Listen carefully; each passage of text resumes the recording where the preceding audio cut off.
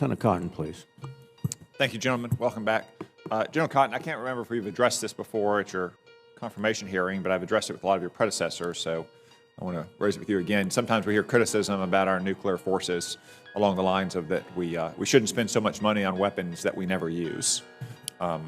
I sometimes point out that we don't actually spend that much money on our nuclear forces in the grand scheme of our defense budget. We do happen to be going through a somewhat expensive modernization right now, but in general, it's in the low single percentiles. I also point out that we actually do use our nuclear weapons. We've used them every single day since August of 1945 to deter the kind of war that we had from 1939 to 1945. Would you agree with that assessment? I would agree with that, Senator. That every single day our nuclear weapons deter our adversaries, not just from nuclear warfare, but from the kind of conventional warfare that we saw so often in the first half, even in some cases at a lower intensity level, the second half of the 20th century. I do agree. So we have to have a credible nuclear deterrent to achieve those continued effects. Right now we have one nuclear arms control treaty in effect, the New START treaty. However, Russia has recently suspended its cooperation with that treaty. Is that right? They have suspended, yes, sir.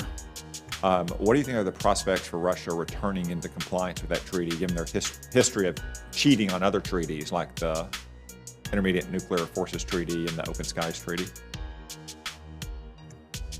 I would hope that they would come back and try to get in compliance, but hope is not a plan. Right. So over time, there's really no way to know if they're actually complying with the limits on warheads or delivery systems under that treaty. That's correct.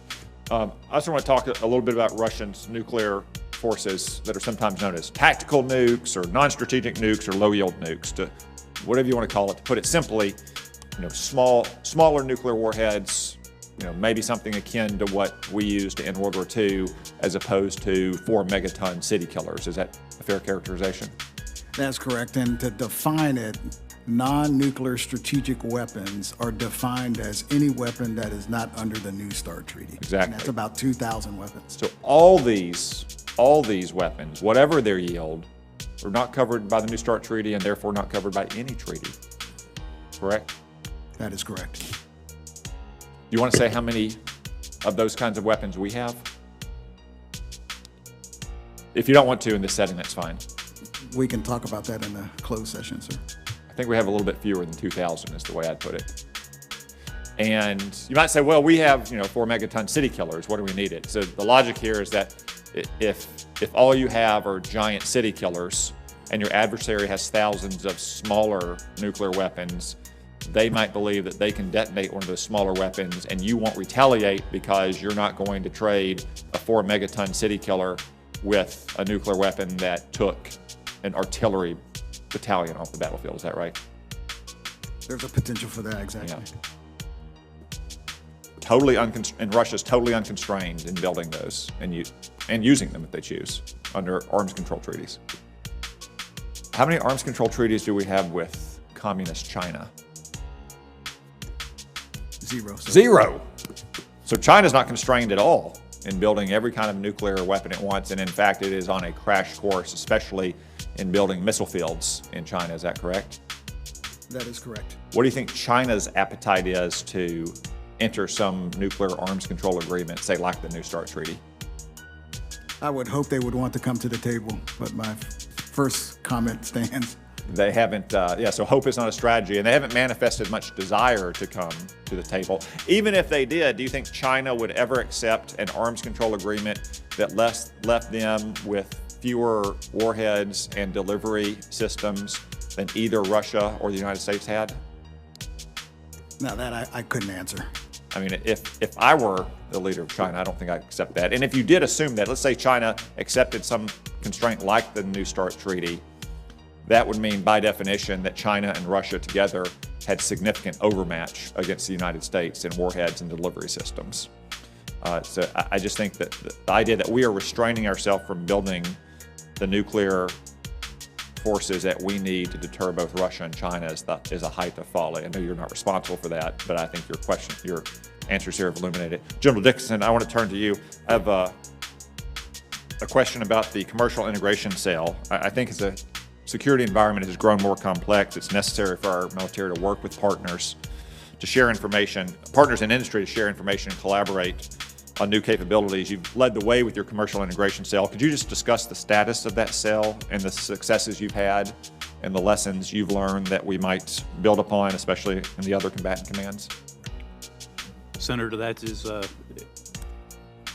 bright spot within the command. Over the last 3.5 years, we've taken our relationships with the commercial industry and have expanded it. We've actually had such a bow wave, if you will, of commercial companies wanting to come participate with us and be part of the team. We've actually had to rewrite our strategy so we would have the appropriate framework in order to onboard commercial companies that want to be part of the command. They perform two primary functions within the command from a commercial perspective. One is satellite communications and the other one is space domain awareness. And so currently we've got 10 partners, commercial partners out at Vandenberg Space Force Base, traditional SATCOM type of capabilities that they provide to us. In Colorado Springs, we have what we call the Joint Task Force Space Defense Commercial Operations Cell. They are a group of contractors that provide space domain awareness, telescopes, if you will, radars that can look deep into space and report back to us what they see. And that's actually been a very promising enterprise there as we continue to grow that. That is actually where we've actually had a lot of growth with our allies and partners.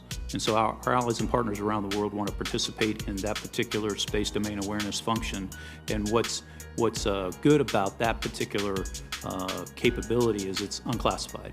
So our obstacles to classification barriers, et cetera, we don't see that with that particular cell. And it's growing. We're getting more and more partners into allies and partners as well as commercial companies. And we actually exercise that capability during an exercise we call Global Sentinel, which actually has 24 of our partners and allies around the world that participate in that. We go through various scenarios on space debris mitigation. But it is growing, and we've got interest in the allies and partners to participate and contribute more to it. Okay, thank you.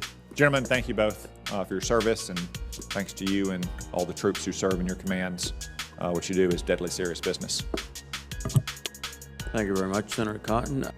Thanks for watching, everybody. Make sure to hit that subscribe button. Turn on your notifications so every time I put out a video, you can know about it. It'll come up in your feed. Hit that like button if you liked it, and be positive. Peace.